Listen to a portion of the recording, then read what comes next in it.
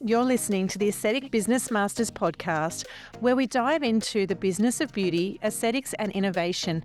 I'm your host, Nicole Montgomery, and every week I sit down with the visionaries, innovators, and experts who are shaping the future of our industry.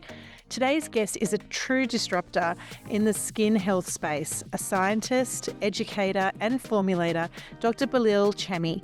He's the founder of Redox Skin Lab, a brand that is changing the way we think about skincare on a cellular level. We're talking about senolytic therapy, the science behind simplifying skincare, and why what you put on your skin can be more powerful than what you take orally. Let's get into it. Dr. Belal Shami is an academic researcher and head of R&D at Redox Skin Lab. His research area examines antioxidants, reactive oxygen species, and inflammation in the setting of chronic inflammatory etiologies. Shami has held fellowships, industry grants, as well as a competitive national and international agencies. Dr. Belal Shami has a proven track record in the field of biomedical research, publishing over 30 peer-reviewed papers, 2 book chapters, 4 review articles, a patent, and 2 invited editorial, and is enlisted as a reviewer, board member in many prominent journals, including Antioxidants and Redox Reports. Currently, Dr. Shami leads the R&D group at Redox Skin Lab, which focuses on innovation in topical approaches targeting mechanisms relating to cellular dysfunction and aging. Dr. Shami, welcome to the show. You've got such a unique perspective blending scientific research with skin health innovation. So let's start at the beginning. What inspired your journey into skin care and health, and what led you to create Redox Skin Lab? Firstly, thank you for having me on the show. This podcast, it's always a great opportunity to chat again virtually or in person. I've been actually involved in research for cell health. So I've always been primarily interested in cell health. For the last 13 years, my research has looked at cellular health during inflammation, cellular health during damage, during oxidative damage, and how cells can benefit from antioxidants. So I've always had that interest looking at what causes cell damage and how cells respond when they are damaged. And then I guess skewed in the last 4 years to research still involving cell damage, but involving the skin.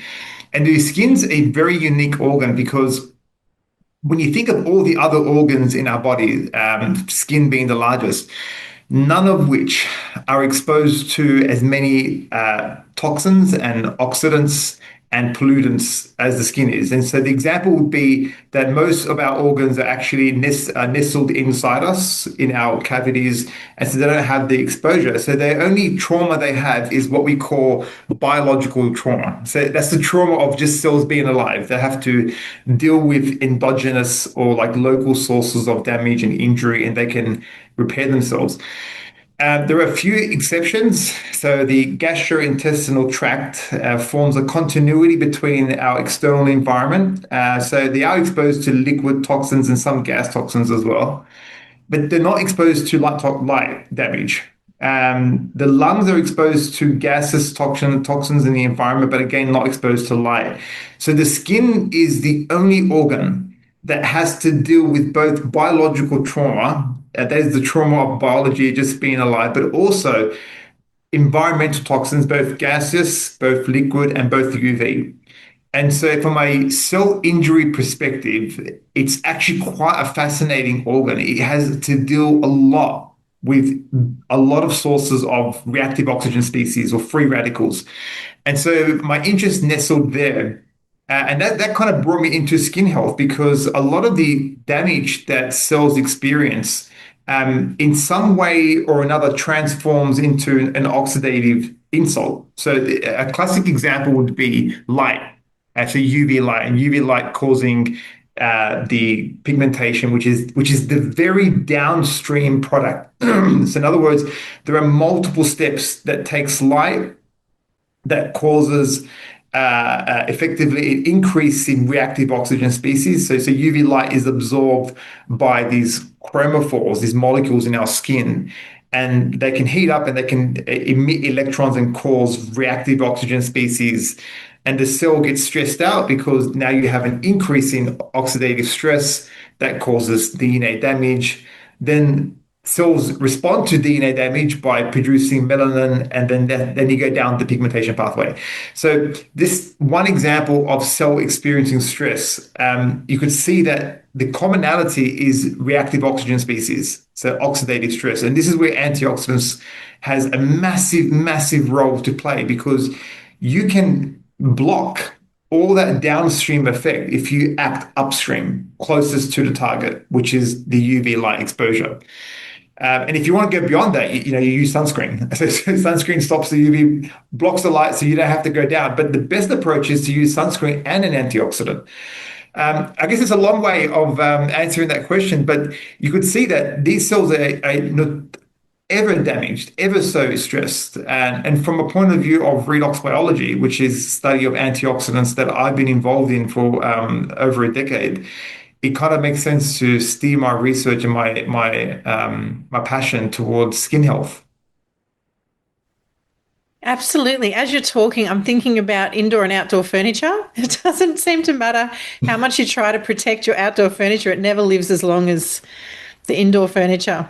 Exactly. Yeah, yeah, and the skin's a great analogy. It's always, but again, it's just the outdoor exposure, but the inside exposure as well. Yeah. Wow. And with this in mind, how did you come to then create Redox Skin Lab? That was a journey that happened fortuitously. It was during COVID, and I was at my sister's house. And skin serums inherently use antioxidants, and I always had an interest in antioxidants. That's the basis of my research. And we were looking at some formulations that she had recently purchased that were they could have been done better. And I thought, oh well, I don't think this is actually very good because you probably wouldn't design antioxidants in a serum this way. And then I thought, oh, actually, you know what? I can head in the lab and I can make you something that I think would work well. And literally, that's how it started. It was just a question, a bit of a fun experiment, and then my interest exploded. And many years later, it's become my it's something that I think about when I wake up and I think about when I sleep. Oh, that's fantastic. And one of the most fascinating aspects of your work is your focus on senolytic therapy, a term that I actually had not heard of before you. But I love the concept. For those, it's what is it, maybe you can explain what senolytic therapy is better than me. But I sort of thought of it as, people say you are what you eat, but maybe you are also what you put on your skin. Definitely. I think the best way to describe senolytic therapy is a therapy that is designed to kill certain cells. And that sounds a bit something that you would not want to do. But I guess when you put it in perspective, when it comes to cell health, and I think I talk a lot about cells being stressed. And what I haven't spoken about is what happens to cells when they become so stressed because they've accumulated so much damage, and skin cells are most prone to this because of that external exposure, internal exposure, that they simply start to degrade with their activity. So the activity over time goes down, and then they reach a critical threshold, in my pen, where they just stop. And these cells then turn off. And that is what senescence is. And senescence is cells that have accumulated too much damage from either source, and they just don't do anything anymore. They become zombie cells. And so another way to think of senescent cells are these zombie cells that they're alive, but they just don't do anything. The biggest problem with senescent cells or zombie cells in our skin is that one, they tend to propagate. So they tend to infect the healthier cells around them and transform them to become zombie cells. And two, that they don't die. They just hang out. And if cells don't die, which are sick or which are zombie cell-like, they occupy space that could otherwise be used by healthy cells. So senolytic therapy is a new type of therapy where we are intentionally and selectively killing those zombie cells off so that we can free up the space in the skin for healthier cells to divide and occupy. And it's a type of therapy that I guess started, the concept arose about 15 years ago. And the major discoveries have been in the last 5 years. We have about 6 clinical trials in age-related diseases because senolytic therapy isn't just for skin, it's for every organ. Although in this sphere, we think a lot about the skin. And the way in which we are targeting senolytic therapy is orally. And so my interest is introducing a topical approach to senolytic therapy, using combinations, again, of antioxidants. Some antioxidants happen to be really great at killing off bad or sick cells. And the particular antioxidants we're talking about is things like quercetin or transresveratrol or even curcumin, and there are a few others, pheniston. These are the most researched antioxidants that have senolytic therapy potential. In other words, they have been shown to silence zombie cells and to kill zombie cells. And what's most fascinating is that if you use certain combinations of antioxidants, the effect becomes synergistic. In other words, it's 1 + 1 = 3 in terms of removing those cells. And that's what we're focusing on with our research and with our clinical trials. That we have one of our clinical trials in senolytic therapy, topical at least, in Canberra with one of our favorite clinics there. And we're examining this. And because it's an interesting therapy where it's a therapy that has an interval treatment. So unlike most other therapy, which is I would refer to as maintenance therapy, where you're applying topical antioxidants every day, day and night, to maintain cell health, senolytic therapy is interval. So you apply it for a short period of time, and it's usually around days to weeks, and then you stop for several months. And the stopping period is the period where you allow these cells to divide and reoccupy the space. And then you might go through several cycles. So it's a very different type of approach to skincare that we currently know. We currently know apply every day for the rest of your life. Senolytic therapy is interval, apply for a short while, stop, and then apply again, usually months later.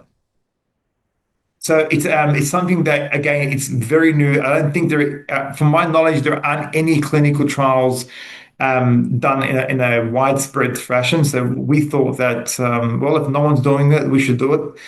And that's exactly what we've done. And we've got the first wave of we've got recruited almost 20 participants in our study. We've got the first 10 results in. And it's really interesting results. Really, really, when the results come in, the hairs on my hair go up because it's really exciting to see some changes which were expected, and then some changes which weren't expected. And we saw in some of our cases a massive reduction in rosacea in perimenopausal women, which is where rosacea is quite a problem. And then we thought, we kind of scratched our head thinking, what's going on? And, we didn't expect to see a reduction in rosacea or redness in the skin. And then we consulted the literature and we realized that actually quercetin is one of the very few antioxidants that acts as an anti-inflammatory and reduces histamine activation for rosacea. So we could see potentially a dual purpose in this study. And I guess when you do clinical studies like this, often you find unexpected results that are quite intriguing. So the results are still coming in and we're still doing the data analysis. I really look forward to sharing them at some point. That's fantastic. And I'm assuming that this crosses over to chronic wounds and issues where, people are relying on steroids and whatnot outside of the aesthetic space. Look, certainly, there's no reason to think that these antioxidants, which have anti-inflammatory activity and in some cases wound healing activity, won't have a crossover.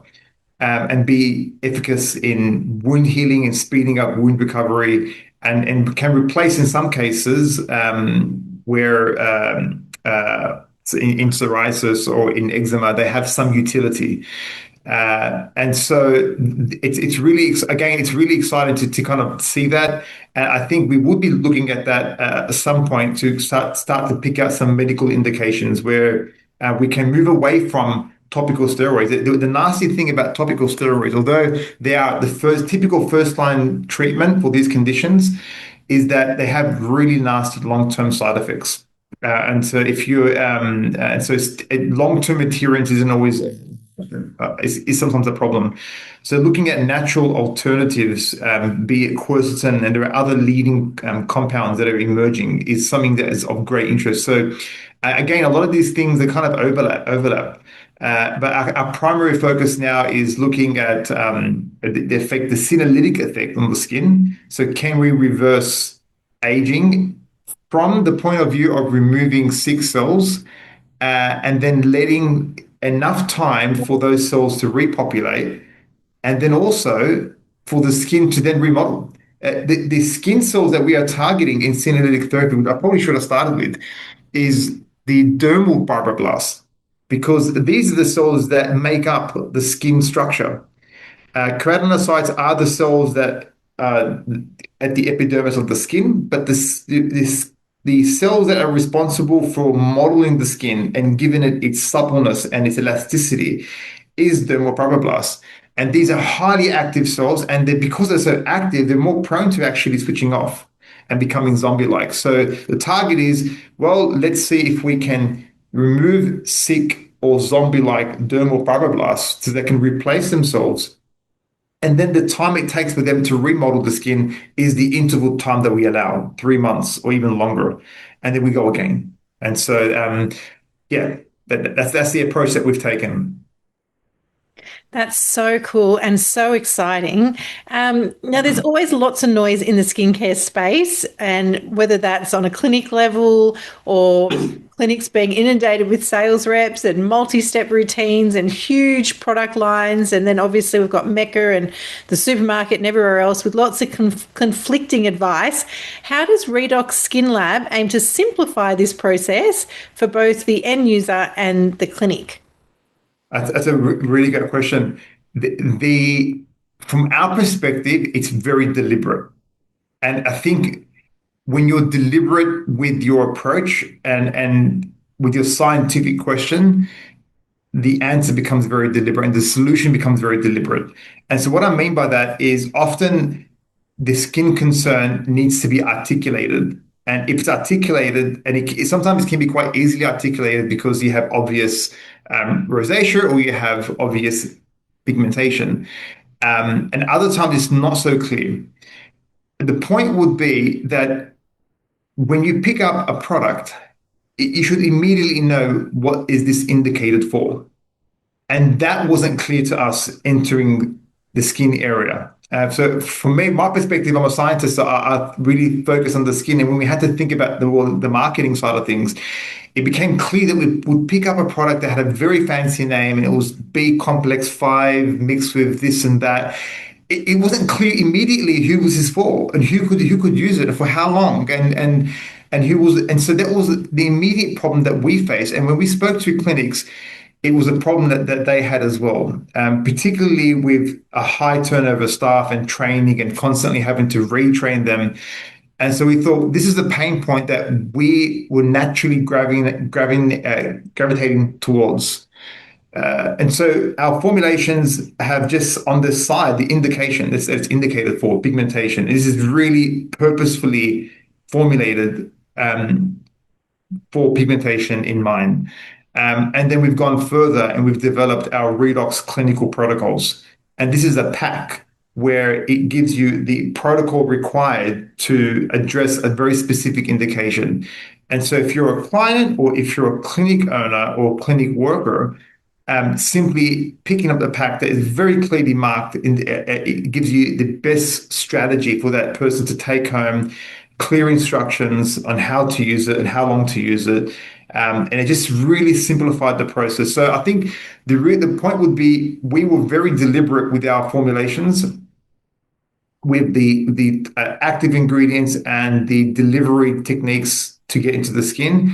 And then we decided to be just as deliberate with the consumer as well. And so that kind of focus, rather than, I guess, kind of mindlessly wandering and looking at which package looks the prettiest or which has the highest hype, was the better approach. I think that's the more sustainable. And so far, our clinics have really enjoyed that simplicity. The users have really enjoyed the simplicity. It's made the regime a lot more simpler as well. There aren't so many products. To further combat this, we also formulated our serums with you kind of staples. And I think of staples as things these are protein antioxidants. So vitamin C is one, and niacinamide is the other. And so whichever pack you picked up, which was part of the Redox clinical protocol, it would always have a night and day serum that had your vitamin C, that had your niacinamide, but it was also formulated with the ingredients that targeted the concern. So you didn't have to have a separate vitamin C serum for maintenance plus the extra one to target your concern. It was combined. And so that's how our range developed over time. We had always vitamin C, niacinamide, but what can we do now to target this specifically for this concern? So yeah, I hope that answers that question. We're always continually trying to figure out how can we make things simpler, how can we make things easier for the clinic, how can we make it easier to prescribe, and we're evolving that way. Yes, yeah, which is fantastic, which is what we all want because otherwise it's just so confusing. And another big confusing topic is oral supplements. You may have heard the marketing term, good skin starts within, but I believe Redox takes a different approach. Why do you believe topical application of active ingredients can be more effective than taking them orally? It's actually a really good question. Firstly, I would say topicals have their place. There's no doubt that topicals can go a long way. And it's always context driven. There's some topicals, some orals are very, very good and they can have general health as well. Where topicals can stand out is dose and concentration. And this is particularly important for some ingredients which have tremendous benefit, but are just poorly bioavailable when taken orally. And there are quite a few number of examples, but the two that I would, or probably three that I would highlight, would be fat-loving molecules like transresveratrol or quercetin. And these are part of a family of antioxidants called polyphenols. And polyphenols in general are just terribly poorly bioavailable. So in other words, you could take a whole bunch, but the amount that would get into your bloodstream, and then the amount thereafter that would get into the skin, and that amount being functionally a functional dose, is quite unlikely. And so you often have to augment the delivery strategy. Sometimes you might take it with a bit of yogurt or some sort of fat to help and aid the absorption, and that can increase that. But in many cases, it's just not enough. There was a study that was done that compared transresveratrol, which is another similar one that has very poor bioavailability. They compared it with oral topical. So oral transresveratrol, topical transresveratrol, and it was for the treatment of a type of skin inflammatory condition. And the topical was far more superior. And the reason why is that it's just easier to get a good enough dose, a 1% dose topically, and you could at a dose that you could never achieve if you tried to do it orally. And so that has been our approach. Often we can simply get high enough dose topically than you can achieve if you try to take these things orally.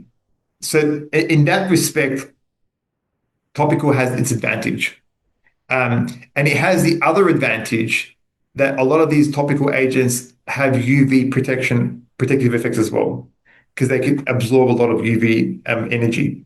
So I think there's kind of that two-pronged, but I certainly wouldn't want to dismiss orals, that they certainly have their advantage, particularly oral supplements that can augment our or work with our microbiome. and that could have systemic anti-inflammatory effects. And I know a lot of my colleagues work in this arena, and they're producing fantastic results. Again, but for targeted therapy like transverse virochol, quercetin, even vitamin C, it's time and time again topical superior. So, for those who are not as scientifically clever as you, can you give us an example with vitamin C? So, if I was to take heaps of vitamin C tablets or put a vitamin C rich cream on, which would be better? Okay, so that's a good point. So vitamin C in our serum sits around 30 micrograms per mil. So that's probably around zero point 0.1, 0.2%. And if you take a lot of vitamin C orally, you would reach a saturation point at about zero point 0.8 micrograms per mil, which is probably around 0.3 or 0.4%. That means that you just can't get higher than that. Your body will flush it out before you even get high. So you're still sitting at about 0.3 or 4%. Most topical serums of vitamin C are about 15%. So you could never achieve the concentration of vitamin C orally than you could achieve it topically. So that's an example for vitamin C. And there are certainly other examples with other type of actives. Just how much can you get in your serum, and then how much of that is going into your skin, which is kind of the next question. But if you circumvent that and just go straight to the skin, you're more likely to get the dose that you need. Okay, that makes a lot more sense. And it turns out you need to drink a lot more oranges than I thought to get the vitamin C you need. Well, we did the math. So that's an interesting question. 15% vitamin C is, I think it was around by 2 or 500 oranges. So it was you just couldn't do it. It was an insane amount of oranges. So Oh gosh. Okay, I hope my kids don't hear this because I'm like, you got to drink vitamin C. It's good for you. yeah, Um, although oral vitamin C is tremendous. It's something that's what's more. This is probably taking the conversation in a different arena, but oral vitamin C, the optimal dose has never quite been defined. For those science nerds out there who are in this space know that it was defined as the minimal dose required to prevent scurvy, and I think it was around 5 or 10 milligrams per day. That was enough just so that he didn't develop scurvy. But the optimal dose of vitamin C for health has not been defined. But it just turns out that the human body has a tremendous capacity for vitamin C. And vitamin C, I guess, overdosing is almost unheard of. Because it's so water soluble, it gets flushed out so quickly. And because it gets flushed out so quickly, if you were to adhere to a very strict diet where there was no vitamin C, which would be actually quite difficult to do, it would take about 2 weeks to become vitamin C deficient. So that's not a lot of time. But again, you don't need a lot to prevent scurvy, but you just need a little bit. So I guess you're always better off erring on the higher side of vitamin C if you can anyway. talking about balance and before we move off actives, when is it too young? What age is too young to be using lots of actives? And can you use too many actives on your skin? Yeah, you certainly can. That's a really great question. There is a trend that's emerging where we have teens and preteens using actives on their face. And in many cases, again, if you are deliberate in your skincare, and this is why I think being deliberate is just so underrated. But if you are deliberate, you won't find many skin concerns in a preteen, apart from acne, and that should be dealt with a clinical professional. And there are certainly avenues for that. But for using things like high concentrations of vitamin C, high concentrations of other actives that have the potential to be disruptive, it's almost unwarranted. It's certainly it's a sad fact that we're dealing with this surge of actives. And I think a lot of the time, the actives themselves are not the problem. A lot of the times, it's the solvents which are designed to carry the actives are the problem. and where they can erode the skin barrier and degrade the skin barrier in young skin. It's not designed for this purpose. So there are a few things to think of there, but ultimately, if you do a risk assessment, well, as you get older, your skin begins to appear more dullish. There is a need for actives to prevent the process. But in young skin that is bright and that is useful, you're adding a risk for no potential benefit. That I think is a problem. Yeah, it's quite sad, isn't it? Mm. And your work feels incredibly grounded, yet very approachable for the modern consumer, and which is wonderful. Out of all of the products and the research that you've done, what is your favorite, hero product and achievement? Oh, God, we're doing a lot. I can talk about this for a while. God, so my favorite product and favorite ingredient is transverse vitriol, and no doubt, if it's encapsulated at a topical formulation, it's what I use. And I don't use many; I only use two products a day, day and night, and that's all. Partly because I'm also, even though I'm a scientist and I'm in this area, I'm also not bothered. So part of it is through sheer laziness. So transverse vitriol, such an underrated ingredient, and if formulated correctly, is a wonderful ingredient to have, and so is quercetin as well. In terms of what I'm most passionate about now, I think what's in the works with Redox. We're always doing research and development. We have a clinical study for senolytic therapy. We are developing a nanoparticle encapsulated technology. And this is the first of its kind in the world. We've just gotten permission from the supplier that supplies these polymers from in Germany. And this is an interesting technology because it's pH dependent release. So just for those who don't understand what nanoparticles are these tiny little packages that you can trap your drug inside and close it off.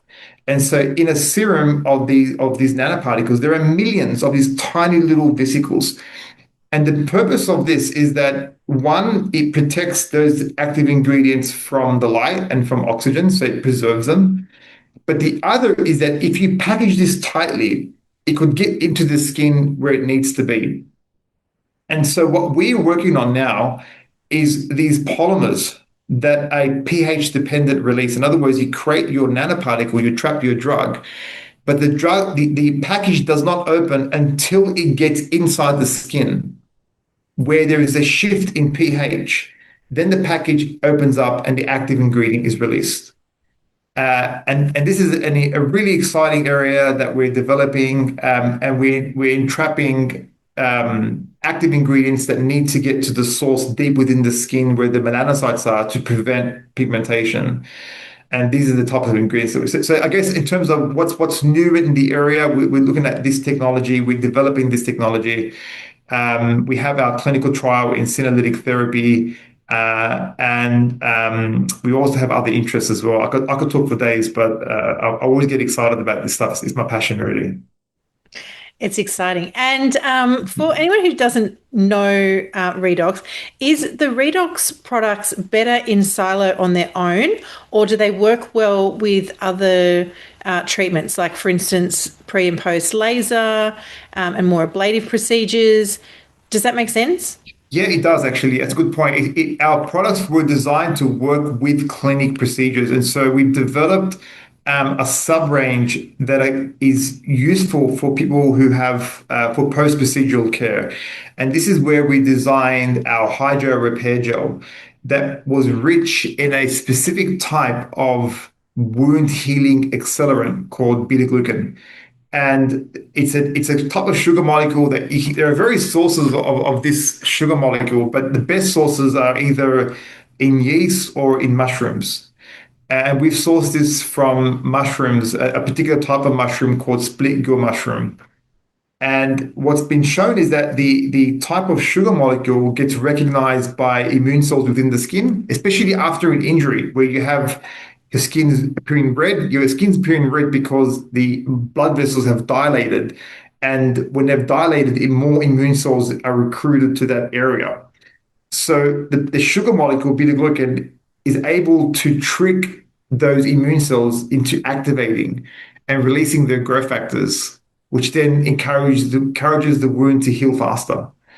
And so we've integrated our serums so that they are appropriate for clinic care, post-clinic care. And then so after a period, for example, of 3 or 4 days, you resume the redox regimen, and then off you go. There's some other areas that we're kind of interested in exploring where we're looking at pre-care. So if you know that you have a procedure in the next 2 weeks or 3 weeks, there are things that you can do that could actually benefit your recovery, and the efficacy of that treatment, which is something based in taurine biology. But I won't go into that. It's something that we're considering, and we can see that there's always these ideas buzzing around as to what we can do and what's emerging in the science. And there's a lot of things that are really fascinating that have a utility. So for me, as in both industries, I'm still a researcher active. I'm still obviously I'm very deep into skincare now, skin health. I'm trying to integrate what is the latest understanding, what are the newest trends scientifically. How can we integrate this into the clinic, and give the benefit before in a timely fashion. And if you look at how long it takes for a publication in the scientific literature, to the point that it's transformed into a product, it's about 10 or 15 years. And so there's a lot of lag time that can take before people popularize an idea. An example is hypochlorous acid. So I see this a lot now for dealing with acne and dealing with microbial loads on the skin. Hypochlorous acid research began topically about 20 years ago. And only now we're starting to see it popularized.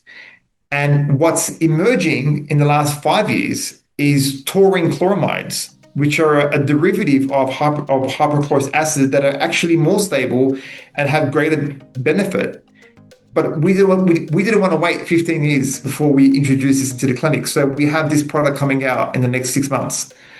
And so we see ourselves as the frontier to translate medical findings and into the clinic where we could benefit from them sooner.